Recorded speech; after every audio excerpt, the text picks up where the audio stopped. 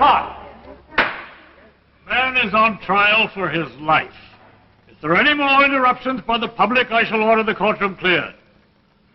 The prosecutor will continue his cross-examination of the defendant. Now, Mr. Kemp, how much did you earn last year? You mean from my machine shop? From all sources. About $3,600. And with this $3,600, you had to support yourself, your mother, and buy equipment for the shop. That's right. But you're ambitious, Mr. Kemp. I don't understand you. You're an inventor, aren't you? Didn't you invent this supercharged blowtorch marked Exhibit B? Yes. And isn't this blowtorch more powerful than any other similar piece of equipment on the market today? Yes, but I've already told you this invention has a commercial value, then? Definitely. Is it patented? No, but I've already... Please answer the questions.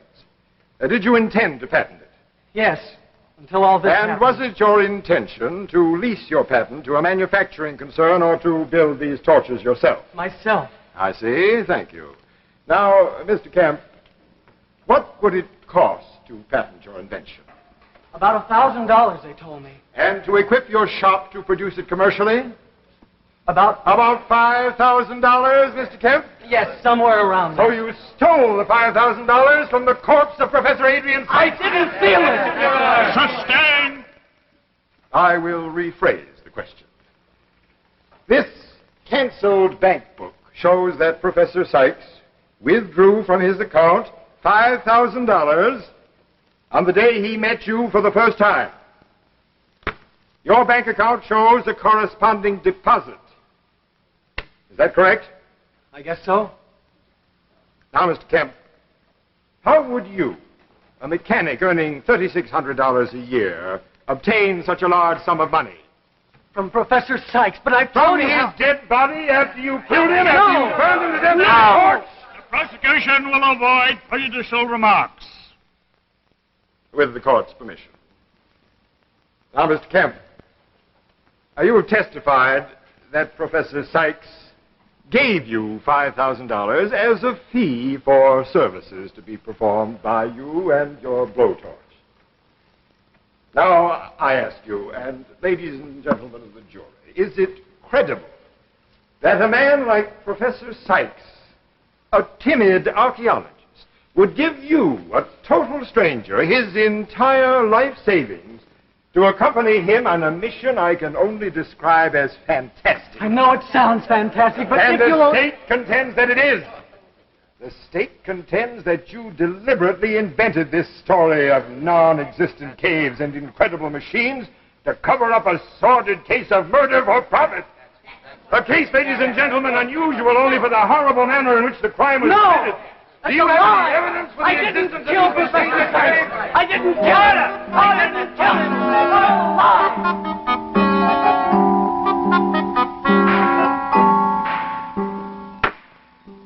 Ladies and gentlemen of the jury, you have heard the testimony of the witness in the case for the prosecution and defense. I must point out to you that the case for the state rests solely on circumstantial evidence. Let you take the stand. We might have done better with a temporary insanity defense. Don't you believe me either? Anyway, I did the best I could. But you don't believe me.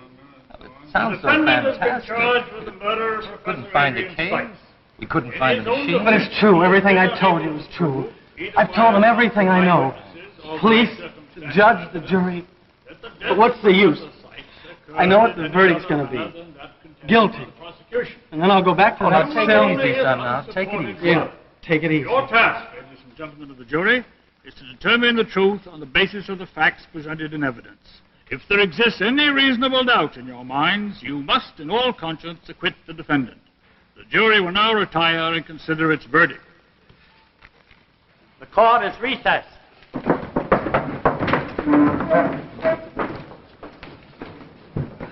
Want some coffee?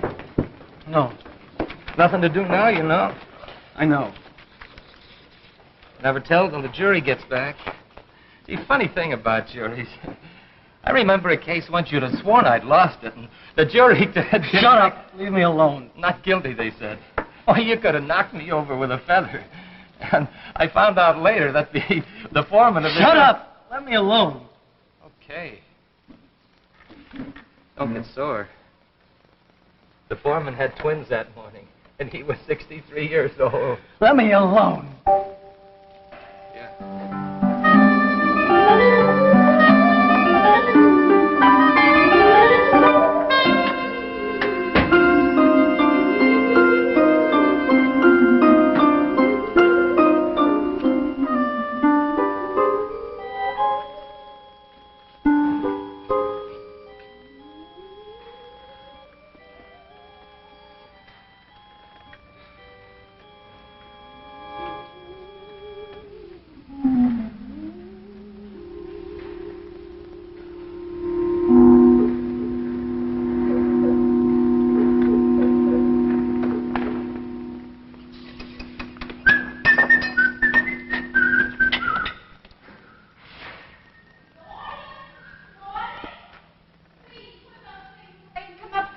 Okay, Ma, I'll be up in a minute. You said that an hour ago.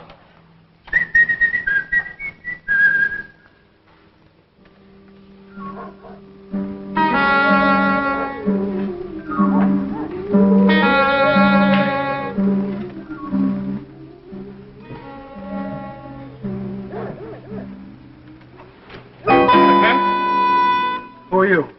My name is Sykes, Professor Adrian Sykes. I'm an archaeologist. Maybe you heard of me. Sykes. No, I don't think I have. No matter. You will. Before long, everyone will. Mr. Kemp, I've come a very long way to see you. I must talk to you. Well, look, can't it wait till morning? I'm pretty tired. No, it can't wait. The world has been waiting long enough. You see, I found the key to the past. Sure. Sure you have. Look, why don't you come back tomorrow and you can tell me all about it? You think I'm insane, don't you? Maybe this will change your mind. 10-gauge wire. So what? Try to cut it.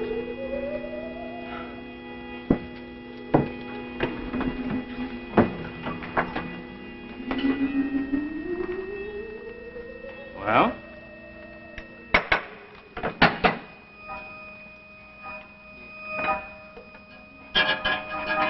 You'd do much better if you use that new supercharged torch of yours. What do you know about my torch? I heard about it from a colleague at the university. That's what brought me here. Look, just what do you want? I need your torch. Well, it's not for sale. Now, if you'll excuse me. I don't want to buy it. I want you to help me to open a metal door. Oh, another one of those, huh? Where's your door, Professor? Is it the First National Bank or Fort Knox? Listen to me. Do you know what it means to spend your life digging into the past and getting nowhere? Pottery, relics, dust, nothing until you yourself get part of that dust. While others, with less talent but with money and influence, make discoveries that startle the world. The tomb of King Tutankhamun, the Rosetta Stone. Discoveries that make them famous.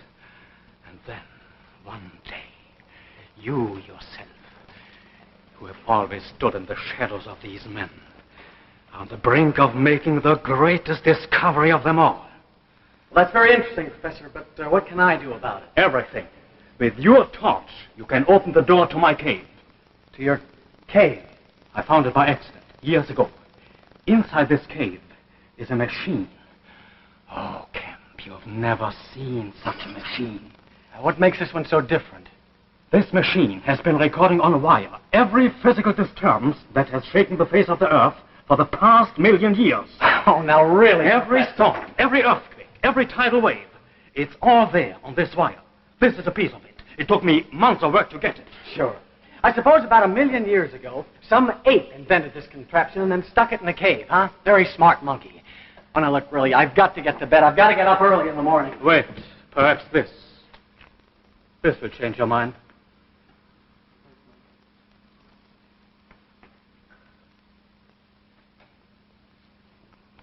There's $5,000 there. That's all I have. It's yours. If you will open that door. 5,000. I could buy machinery and start producing the torch myself. Yes, you could. Okay, Professor. You got yourself a deal. When do we start? Tonight. There's no time to lose. Tonight? Kemp, I waited for this for years. I can't wait any longer. Okay, I'll be back in a minute. Where are you going? I'm just going to tell my... No. You must tell no one. No one.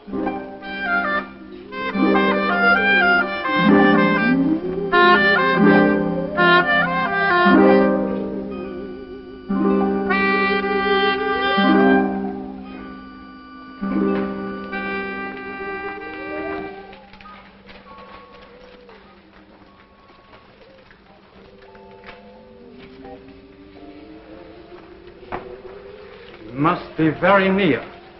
Look, Professor, we drove all night to get here, and we've been combing this area for hours. Now, I'm hot, and I'm tired, and I'm hungry, and there's no door around here. It must be. Look, Professor, I've been thinking. How did you get into that cave the first time if it's sealed by a door? It was open when I found it the first time. When I returned the second time, it was closed, sealed tight. Who knows? Perhaps I was getting too close to the answer.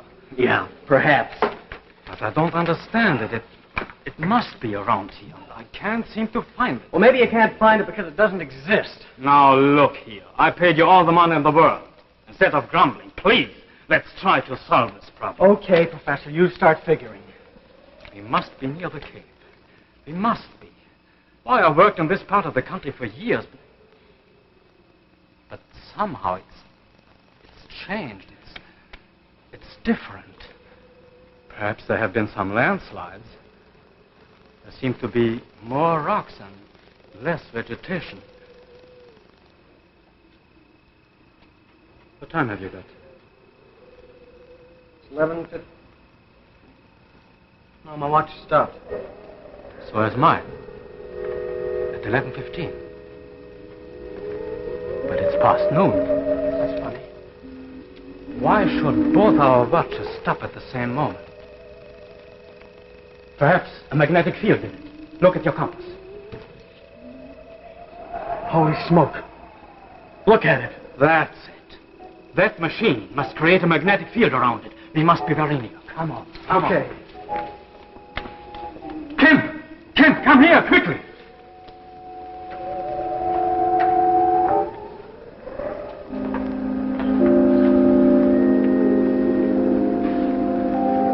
You didn't believe it. Kemp, here it is. It's real. Just as I said. It's real.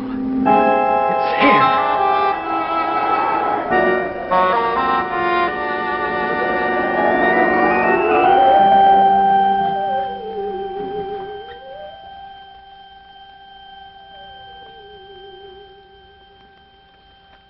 Beware, there's danger in the sands. Yes, danger to your watch.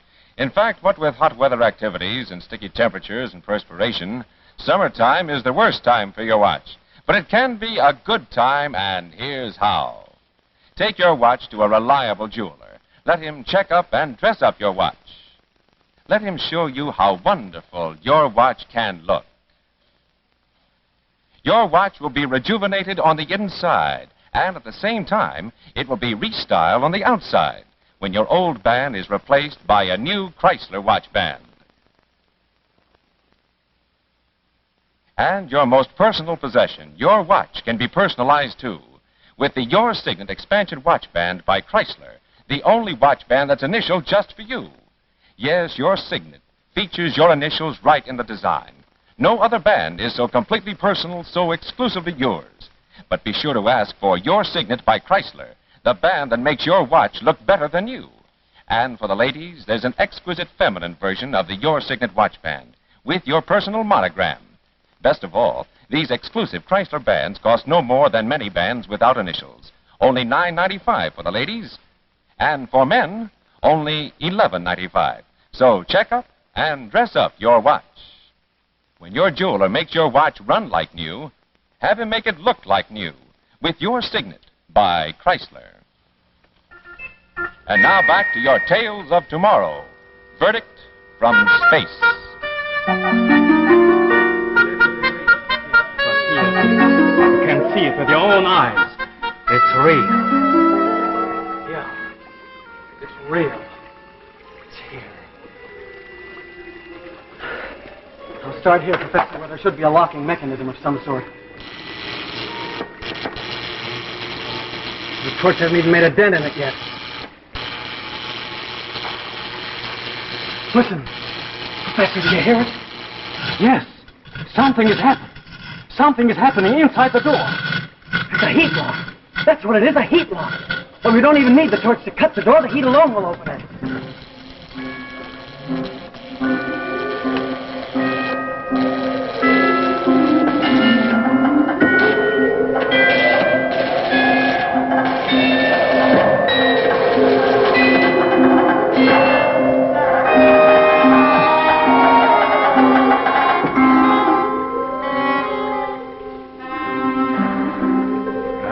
There it is. It has been here for the past 1,000,000 years. Have you ever seen anything like it before? I thought I'd seen every kind of machine. I've never come across anything like this. This part of the machine is the recorder. The wire running between these two spools records every physical disturbance on the Earth. Look. This mark indicates a volcanic explosion somewhere. The date is the destruction of Pompeii. This indentation is a minor tremor on the floor of the Pacific Ocean. The date is the date of the San Francisco earthquake. It took me many years to learn what those marks meant. What's this crimp? This is the first mark of its kind on the wire. The date was July 16th, 1945. July 16th. The day the first A-bomb was exploded at Alamogordo. Right. And here is the second crimp, Hiroshima. But who could make a machine like this 1,000,000 years ago? Who? I don't know. But before I'm through, I'll find out. And history will be written from the day I speak. Professor, what does this part do over here? I haven't gotten around to that one yet. Wait. This isn't just another part of the recorder. This is something different. It looks like it's a transmitter.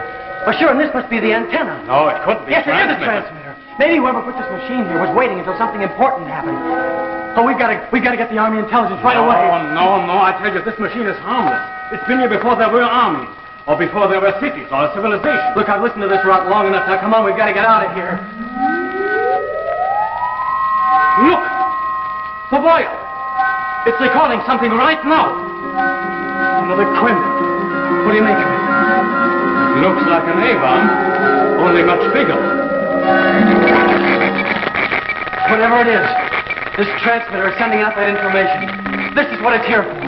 It's got to be stopped, Professor. Oh, you can't destroy it. It's my discovery. It's my life's work. You can't destroy it. Get out of my way, Professor. You can't Watch out. destroy it. Watch out, Professor. No, I won't come in.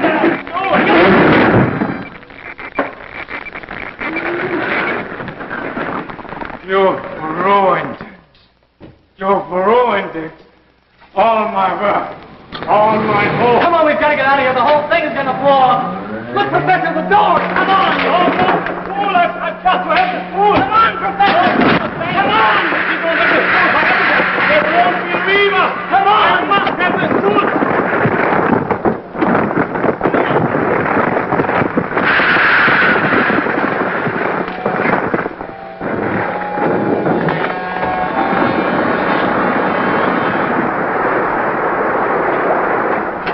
Gone. All gone. Completely demolished. Just as though it had never been there. Got to get you to a doctor, Professor. No, too late. It's too late, Kemp. You'll be okay if we can just get you to a doctor. Listen to me, Kemp. Promise me. You must tell them everything that has happened. Even if they don't believe you, you must tell them that I discovered all this. That it was I who...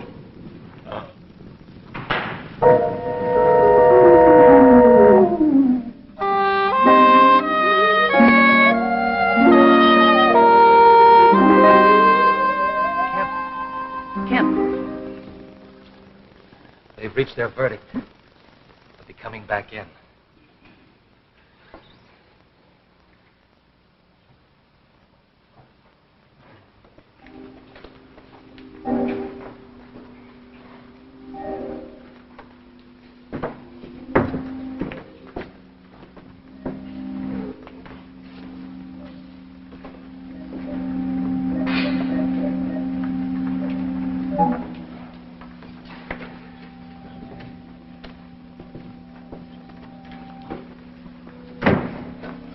This court is now in session. Everyone will rise.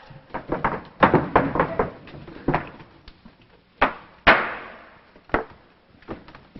defendant will rise and face the jury.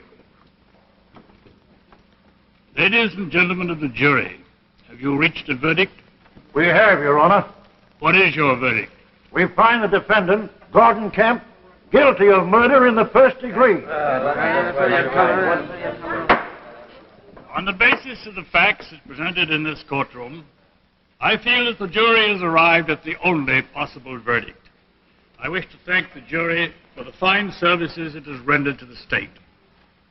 Gordon Kemp, you have heard the verdict arrived at by a jury of your peers in open trial. Have you anything to say in explanation or in extenuation before sentence is passed upon you? I didn't kill Professor Sykes. I'm not guilty. I've told you that again and again. You had your chance, but you wouldn't listen. I tried to explain what that crimp in the wire meant the day the professor and I were in the cave. That wire recorded the first H-bomb explosion. I didn't believe what Professor Sykes told me, but now I know. Somewhere in this universe, someone has been watching us for 1,000,000 years, waiting until we had the secret information when we could power a super atomic type torch. The deadliest enemy that we have ever had to face is out there in space, ready to destroy us now that we have the H-bomb. Right now, this very minute, he is out there. They're coming. I don't know when they're coming. By whom, Mr. Kemp? Who received this information? I don't know. Someone out there. Someone out in space. Someone who knew that we could threaten them as soon as we had the H-bomb to power spaceships and fight wars in space. The verdict of this jury is that I am guilty of murder. But I am not guilty of anything else that may happen to you or to your wives or to your children. I've tried to tell you everything I know about it. Everything that Professor Sykes told me was true. They're coming. I don't know when they're coming, but they're coming. Somehow they have found that we have developed superatomic power. And now we can be a threat to them. And they don't want that, and they're going to stop us. I don't know when they're coming, but they're coming. And when they do, maybe you'll realize...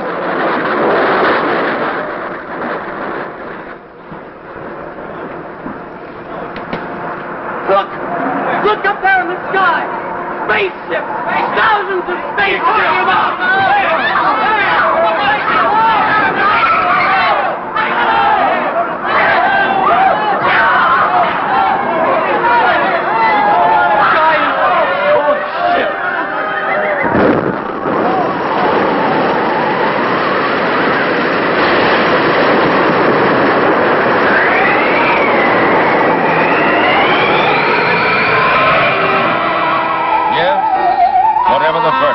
the jury reached. The final verdict was delivered from space. And now let us leave Tales of Tomorrow and consider something that is very important for you today. Uh-oh, she's heading for trouble. Yes, trouble for her watch. What with playing and hot, muggy weather and perspiration, summertime is the worst time for your watch. But it can be a good time, and here's how. Take your watch to a reliable jeweler. Let him check up and dress up your watch. Let him show you how wonderful your watch can look. Your watch will be rejuvenated on the inside and beautified on the outside when your old band is replaced by a new Chrysler watch band. Ask your jeweler to show you the Elegant, today's greatest value in ladies' expansion watch bands. Imagine Elegant costs only $4.95. Yes, only $4.95. Notice its simple classic beauty that's always in fashion. Elegant goes with all your clothes, and Chrysler's Elegant watch band is as light as a feather, so delicate you can scarcely feel it on your wrist. Notice the convenient telescopic expansion that quickly allows you to slip your watch up out of the way for household tasks. And the Chrysler Elegant carries the same guarantee as bands costing many times more. No other telescope expansion band at so low a price is made to wear so well and last so long. Yes, it's all yours for the unbelievably low price of $4.95. So check up and dress up your watch. When your jeweler makes your watch run like new, Have him make it look like new with Elegant by Chrysler.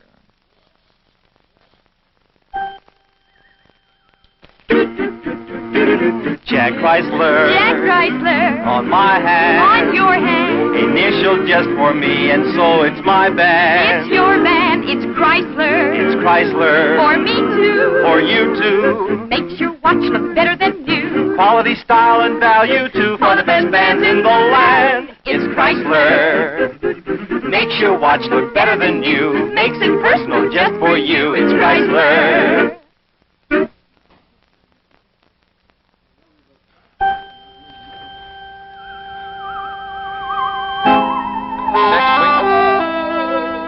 Next week, our Tales of Tomorrow show is called Blunder.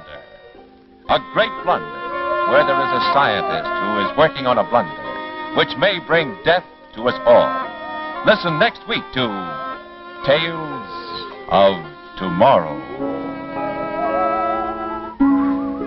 The preceding program, originally telecast by ABC in New York, has come to you by special video recording. This is ABC, the American Broadcasting Company.